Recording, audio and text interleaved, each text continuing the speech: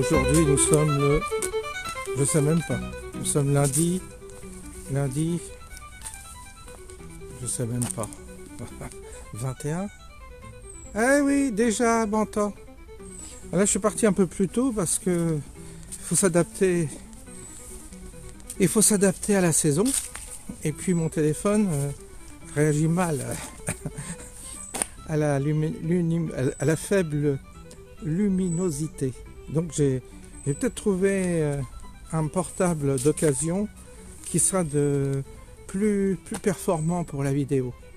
Alors j'ai envoyé un message par le Bon Coin et j'espère que cet appareil permettra de faire des vidéos la nuit ou le soir tard, parce que je sors toujours un peu tard. Eh oui, je sais. Bah oui, je sais. Eh oui, on t'oublie pas, hein? Eh oui, mais oui, mais oui, hein? Ah. Mais oui, ça arrive, hein? Ah oui.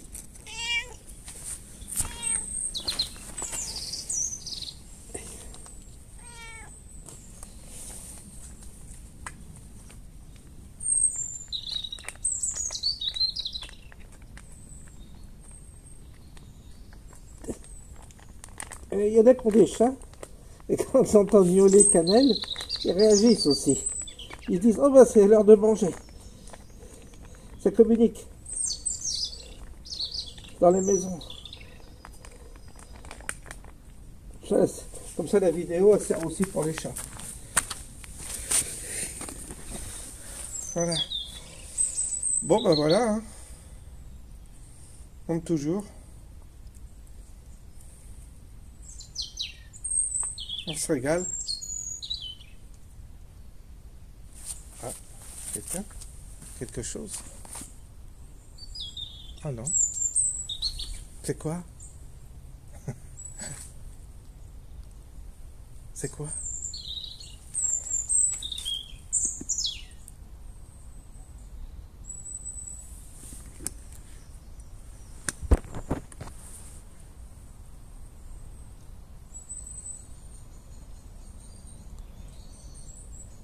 Non.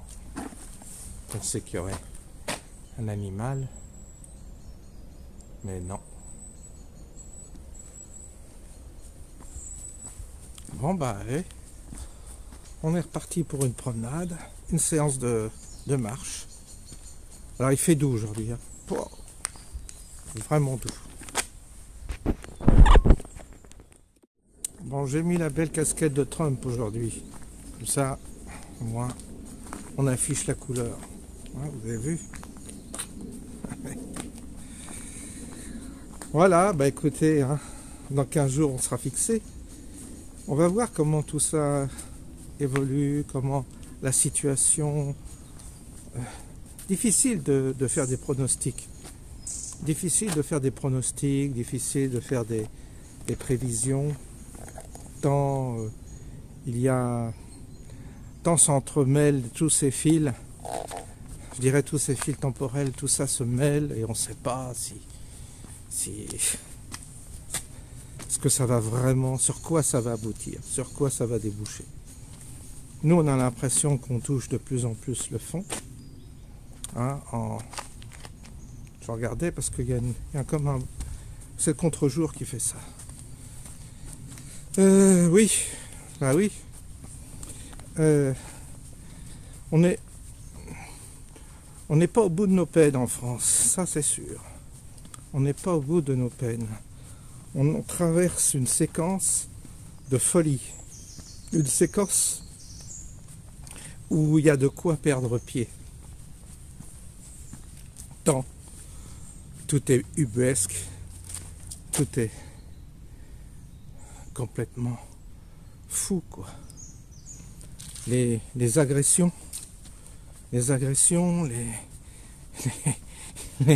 la tension qui monte partout, sur les plateaux de télévision, dans la rue, dans Paris. Ils ont créé une ville où c'est l'horreur. Anne Hidalgo, tous ces gauchistes, c'est incroyable.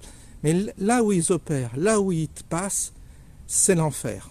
Ils ont un don pour créer l'enfer. Ils ont un don pour créer des clivages, pour créer des tensions. Ils ne savent pas...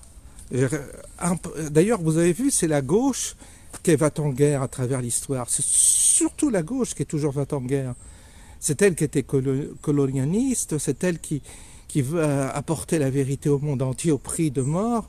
C'est la gauche qui a toujours été va en guerre, tout le temps. Et vous avez une gauche démocrate aux États-Unis qui, pareil, les présidents démocrates ont toujours fait la guerre. Toujours, pas que, les républicains aussi, mais la gauche, elle, est très va en guerre. Et c'est vraiment, je dirais que c'est vraiment, la gauche est vraiment un état d'esprit belliqueux, sectaire, et en même temps, il y a une cruauté dans ce sectarisme. C'est des gens qui sont pervertis. C'est une forme de maladie mentale, la gauche. Et le gauchiste est vraiment un malade mental. Quand on voit Hidalgo, une pétasse là, qui a couché avec, je ne sais pas qui, pour avoir ce poste, on dit qu'elle a couché avec Hollande, j'en sais rien.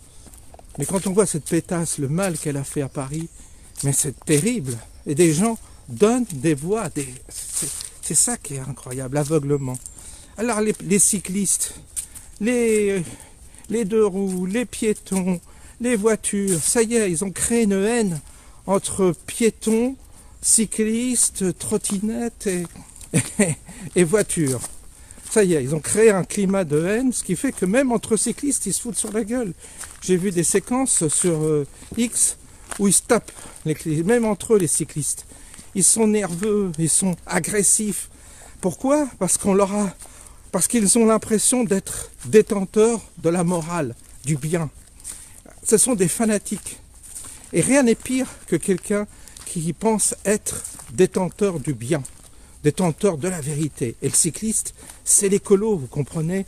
C'est celui qui a choisi de lutter pour le climat.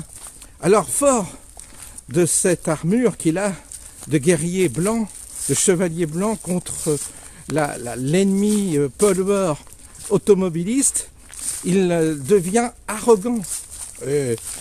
C'est pas d'aujourd'hui. Moi, il y a combien ? Il y a 15-20 ans, quand je roulais dans Paris, j'ai vu cet état d'esprit des cyclistes. D'ailleurs, je ne pouvais pas les voir tellement ils me dégoûtaient dans leur comportement. Ils ne respectent rien, ils sont arrogants, ils frôlent vos voitures. Des fois, on était dans des files, on attendait calmement. Ils passaient, ils rayaient les voitures, certains. Et en plus, ils se permettaient tout. Je comprends qu'il y en a qui pètent des plombs des fois, parce qu'il y a de quoi. Il y a quand même un état d'esprit du cycliste à Paris, mais qui est épouvantable. Pourquoi ? Parce que ce sont la plupart des gauchistes qui revendiquent leur mode de vie bobo, et ils veulent que les autres les livrent pareil en vélo. Ils ont eu des Uber qui viennent leur livrer leur repas à vélo. Ils aiment avoir des esclaves à vélo. Eux, ils vont à vélo tranquillement. Comme ils sont tous cadres, ils arrivent à 9h, 10h le matin et ils sont tranquilles.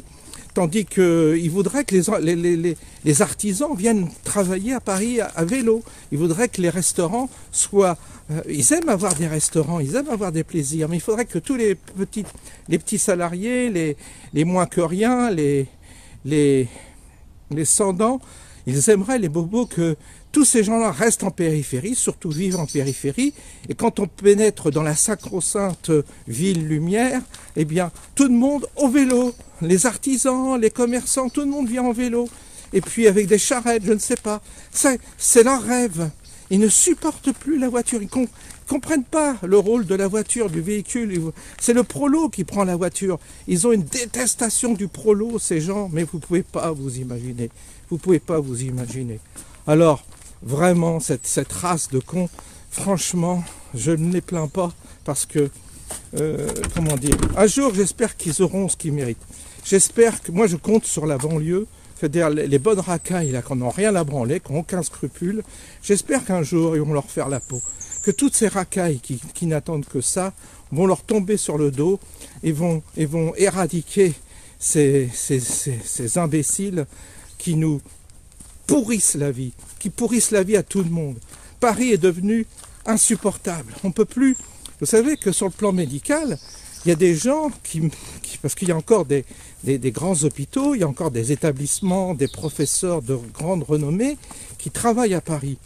Eh bien, à cause de ces bobos de merde, écolos, vélos, cyclistes et tout, on a les gens qui habitent en périphérie de Paris, ou les gens qui habitent même dans la grande couronne, pour se faire soigner.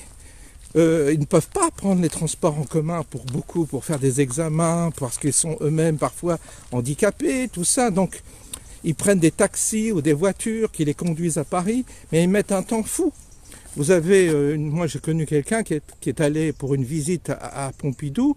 Le taxi, il a mis 2h30. Le soir, je crois qu'ils ont passé 4 heures pour rentrer chez eux. Vous vous rendez compte? C'est-à-dire que le taxi est mobilisé pour toute la journée, ce qui coûte un fric de fou à la sécurité sociale, pour un examen qui dure 20 minutes.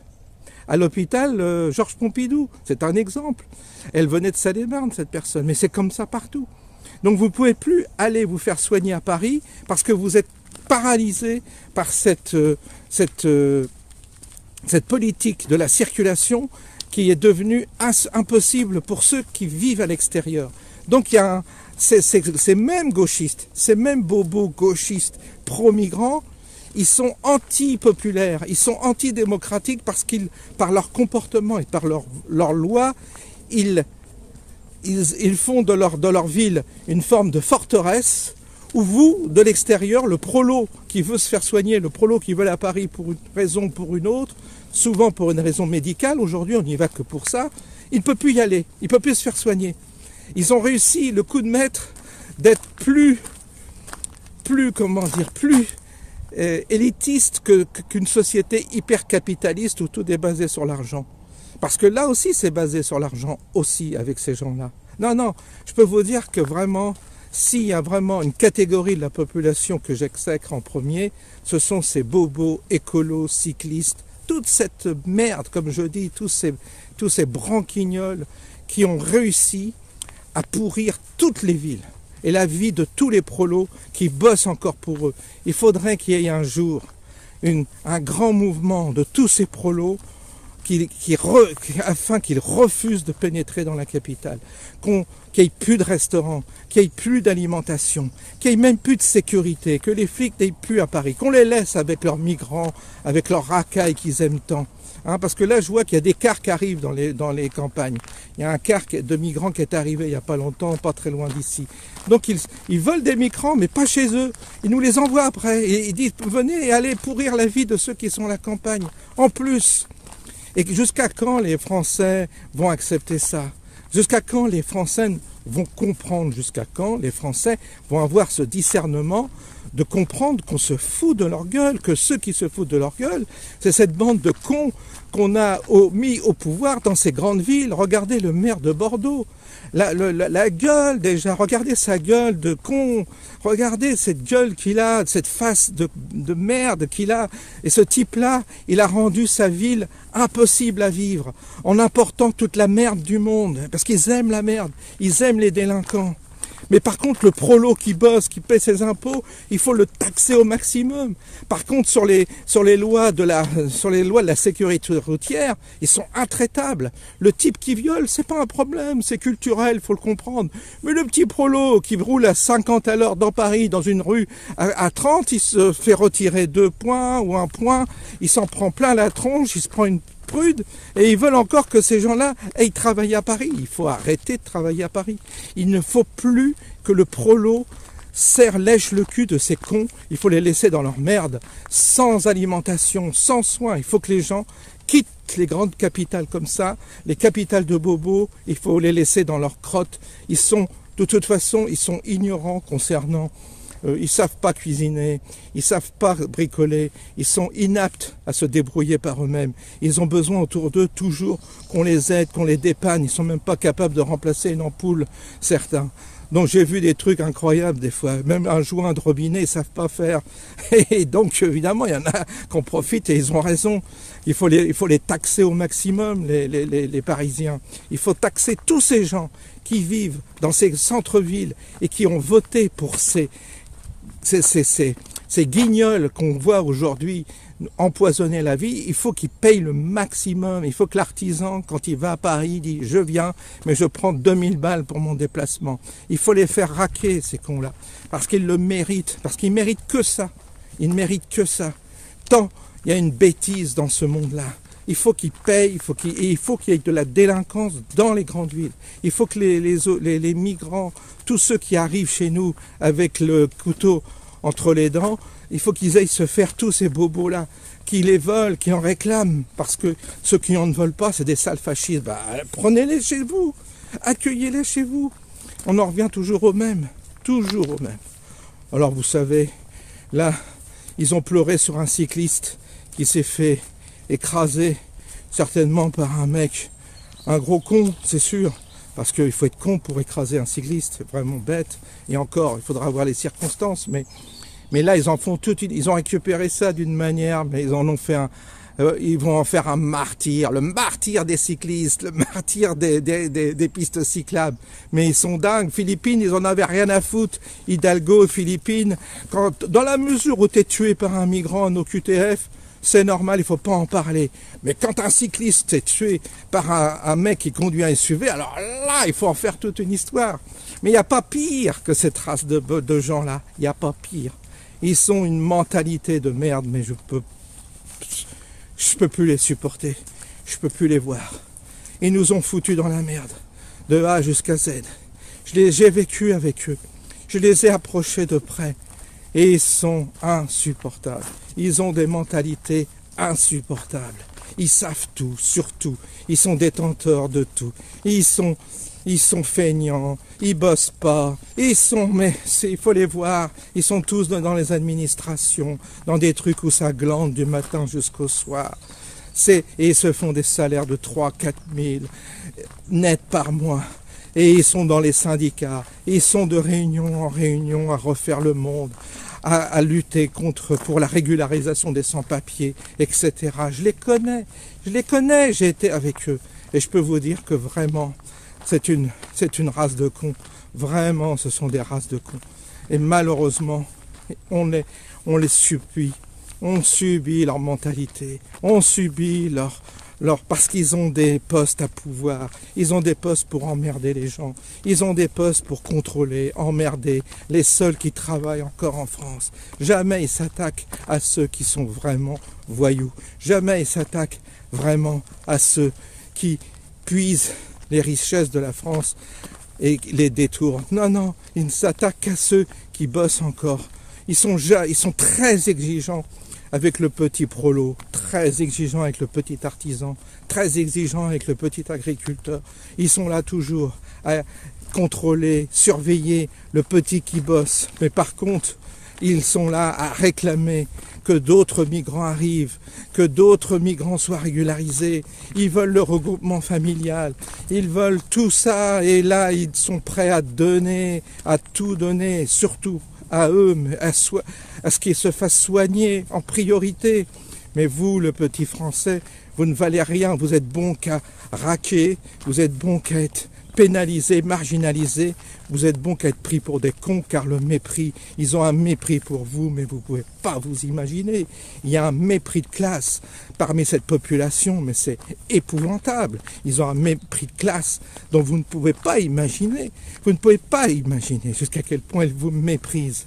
Et j'en vois qui votent pour ces gens-là parmi les prolos, et j'en vois qui se font encore manipuler. J'en vois encore qui n'ont rien compris. Rien, parce qu'effectivement, beaucoup sont bêtes, beaucoup n'ont pas compris.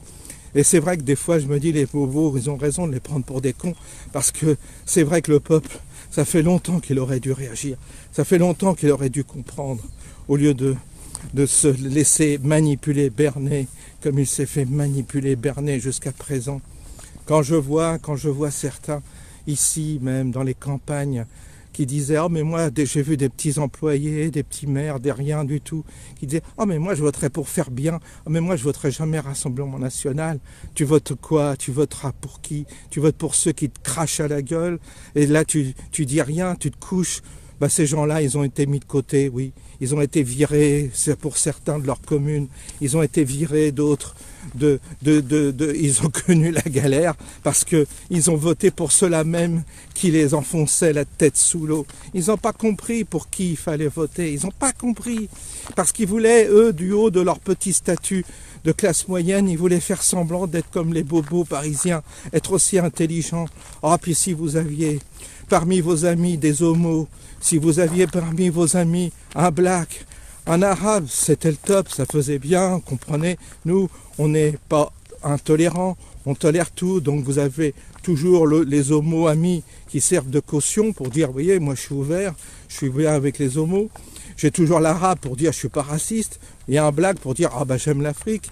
Et puis c'est comme ça qu'ils sont rentrés dans le jeu aussi beaucoup dans les campagnes, certains petits bourgeois, la petite bourgeoisie qui voulait encore se donner l'impression d'être l'équivalent des bobos qui les méprisent et qui évidemment à travers ces médias les fragilisent intellectuellement, les dominent intellectuellement et même les manipulent. Et j'ai vu ça dans les campagnes, cette bêtise aussi.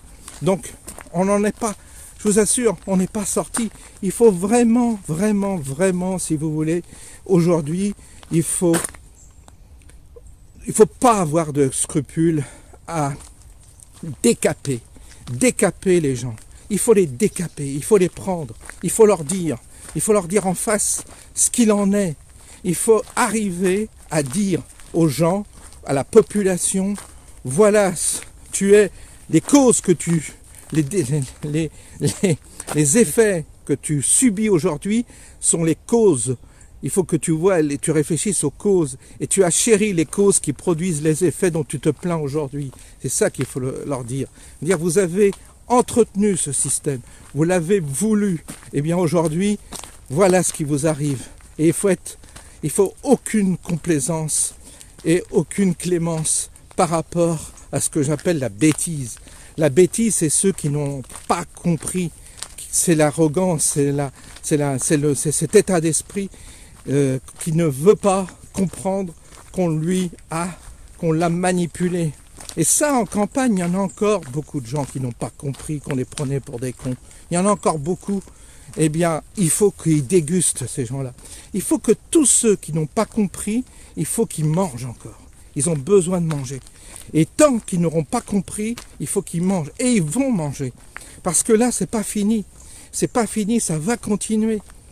Et jusqu'au jour où vraiment une population aura compris, prendra les choses en main et décidera de changer la donne. Dira, bon, c'est terminé aujourd'hui, la récréation c'est terminé, on siffle à la fin de la partie, et aujourd'hui, on éjecte tous les bobos, tous les gauchistes, toute cette merde, on les éjecte.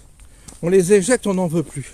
On veut des gens sérieux, on veut des gens capables, on veut des gens non idéologues, et on avance, on reconstruit quelque chose. Est-ce que ça sera possible? Ou si c'est pas possible, eh bien, le peuple disparaîtra par sa propre faute à lui. Il va disparaître parce qu'il se fait harakiri, il s'autodétruit. Sa bêtise l'autodétruit, son manque de discernement l'autodétruit, sa grosse connerie l'autodétruit. Il s'autodétruit lui-même, il détruit sa propre famille, ses propres enfants par les décisions qu'il prend. Voilà un peu l'inventaire de tout ce qui se passe en France. Alors soit le peuple réagit, soit le peuple se laisse tuer à petit feu et ça en sera fini de la France et de ses habitants. On aura une espèce de grand territoire sous-développé avec le chaos. Et puis voilà.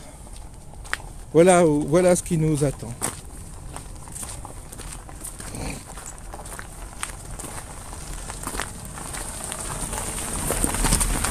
Alors du coup, bah, j'ai rien à ajouter. Qu'est-ce que vous voulez? On se répète. Ah oui, on se répète. Mais franchement, il y a de quoi d'être énervé. Il y a de quoi d'être énervé. Écoutez, cette inertie du peuple, cette bêtise du peuple, il y a de quoi d'être énervé. Quand j'en voyais encore qui me disaient « Ah mais moi j'aime pas Trump », mais je parle de prolos qui disaient « Ah mais moi j'aime pas Trump pour faire bien, comprenez ?» Genre, c'est pathétique parce qu'ils sont manipulés par les médias. On leur dit qu'il faut être, comprenez, il faut être... Ils ont l'impression qu'il faut ressembler à la vitrine qu'on leur vend à la télé. Et ils sont tous complexés de penser tel qu'on devrait penser. Ils ont tellement peur qu'on les prenne pour des fachos. Ils ont tellement peur qu'on les prenne pour des racistes. Ils ont tellement peur de tout. Ils ont peur d'eux-mêmes. Quand ils se regardent dans la glace, ils ont peur. Même leur visage leur fait peur. Alors pour vous dire l'état de la population, c'est épouvantable, épouvantable. Alors voilà, qu'est-ce que vous voulez? C'est comme ça. Mais j'avais envie de vider de temps en temps mon sac, parce que je vois que ça continue, que ça continue, que ça continue. Je vois plein d'éléments comme ça qui vont dans le même sens. Et je vois une population inerte, et je vois une population qui ne réagit pas, et je vois une population flasque, des regards vides, des comportements grégaires. Voilà ce que je vois autour de moi. Je vois aucune, nervosité. Je vois aucun redressement. Je vois pas de quelqu'un de nerveux, qui se relève, qui relève la tête. Je vois pas ça. Je vois pas. Je vois des gens beaucoup dans les campagnes. La plupart sont alcoolisés. Certains sont au bar le matin avec 3 verres de vin dans le pif. Ils sont tous ravagés par l'alcool. Les jeunes sont ravagés par le shit, par la drogue. Et ça se déglingue. Tout le monde est déglingué. Il n'y a rien qui relève le niveau. Rien. C'est la misère totale. Alors vous avez une campagne, vous avez une population entre les consanguins et les déglingués, soit les alcooliques ou les drogués, vous n'avez plus rien qui se tient. Et dans la ville, vous avez les bobos qui font chier le monde avec leurs idées de merde, et il n'y a plus personne qui relève le niveau. Voilà où on en est aujourd'hui dans notre société. C'est un désert d'intelligence, un désert de gentillesse, un désert de gens qui sont corrects, qui se comportent correctement, qui ont encore un peu de bon sens. Il y en a quelques-uns, par-ci, par-là, vous en avez quelques-uns qui ont encore un peu de raisonnement. Mais sinon, la masse, elle est foutue. Et vous me direz, c'est les médias. Moi aussi j'ai vu les médias, ça m'a pas forcément rendu compte. Donc je pense que c'est pas forcément les médias, la nourriture. Oui, mais il n'y a pas que. Je pense que c'est la paresse. Je pense qu'en réalité, il n'y a rien à faire. Le troupeau, il est bon pour aller à l'abattoir. On l'a bien perforé, on l'a bien empoisonné. Je pense que le troupeau, il est fait pour être moissonné, c'est tout. Et puis vous en aurez, voilà, une toute petite quantité qui aura échappé à cet embrigadement collectif et qui résonne dans son coin, seul, en disant voilà, je suis tout seul à penser comme ça, il n'y a personne autour de moi qui pense comme ça. Voilà, et puis vous serez seul dans votre coin. Qu'est-ce que vous voulez? C'est comme ça que ça doit fonctionner, visiblement. C'est-à-dire un grand troupeau qui marche vers son destin, en train de crever, qui va crever. Ces gens vont tous à l'abattoir. On l'a vu avec le pic-pic. Ils étaient contents, tous. Et puis demain, ils iront tous à la guerre, s'il faut. Hein, il paraît qu'il y a un sondage qui révèle qu'un jeune sur 2 veut s'engager pour son pays dans l'armée. Enfin, je pense que le sondage est un sondage de propagande, mais ils sont capables de manipuler les cerveaux, les jeunes cerveaux, Déjà, il paraît que dans les écoles, tout ça, et les films, ça va, ils vont... S'ils décident de mettre en place un outil de propagande pour entraîner les jeunes à s'engager dans l'armée pour se sacrifier en Ukraine ou ailleurs, ils le feront. Si l'État profond a décidé de sacrifier, comme on l'a fait en 14, la moitié de sa population masculine, ben ils le feront. Ils ne sont pas à ça près. Il faut, de toute façon, il va bien falloir tuer les gens puisqu'on est trop. On va être trop nombreux à être inutiles. Hein, avec l'intelligence artificielle, les robots, les voitures autonomes et tout ça, tous les garagistes, tous les mécaniciens, tous ceux qui fabriquent des moteurs et toutes les pièces et tous les distributeurs et tout ça va disparaître. Les chauffeurs vont disparaître, les chauffeurs de camions, il y aura des camions autonomes, tout sera automatisé, il y aura des robots qui déchargeront les voitures, les camions, il y aura plus de taxis, ce sera des voitures autonomes. C'est déjà le cas avec la voiture d'Elon Musk là, qui est en exploitation au Texas et en Californie. Il y a des voitures, ils n'ont même plus de volant, plus de pédales, vous leur donnez la destination, ils vous emmènent. Il n'y aura plus tout ça. Alors, puis je ne vous dis pas les milliers et les milliers d'emplois qui vont disparaître avec les robots humanoïdes qui vont remplacer plein de personnes.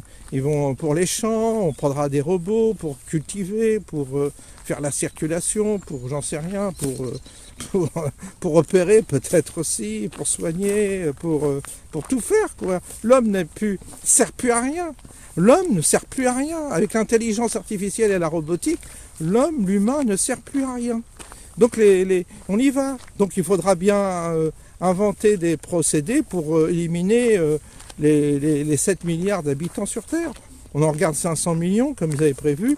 Puis le reste, entre les maladies, entre les guerres conventionnelles, les guerres bactériologiques, et puis les vaccins qu'on vous impose avec un petit poison dedans, voilà, on élimine la moitié de la planète rapidement. Et le travail sera fait. C'est déjà ça qu'ils ont prévu, vous savez, il n'y a pas de mystère. La planète va pas être comme ça éternellement. Les 7 milliards ou les 10 milliards d'habitants, c'est fini ça. On va réduire la population. Et puis ensuite, d'ailleurs, de toute façon, entre les maladies, la stérilité, les guerres, eh bien, une grande partie va mourir. Et puis, ils ne seront pas remplacés. Ils seront remplacés, oui, par des robots, par des machines. C'est la machine qui va remplacer l'homme. Parce que la machine est bien plus puissante, bien plus efficace que l'homme, dès aujourd'hui.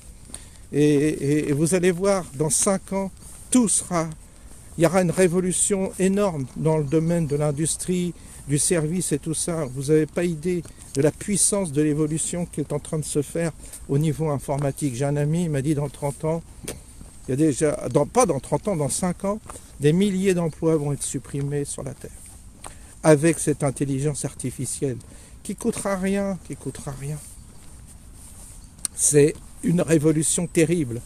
Alors vous savez, les gens qui veulent faire venir des migrants, tout ça, ils sont fous parce qu'ils n'anticipent rien, parce que cette population, elle va être elle va s'en transformer en êtres totalement assistés, ce sera des zombies.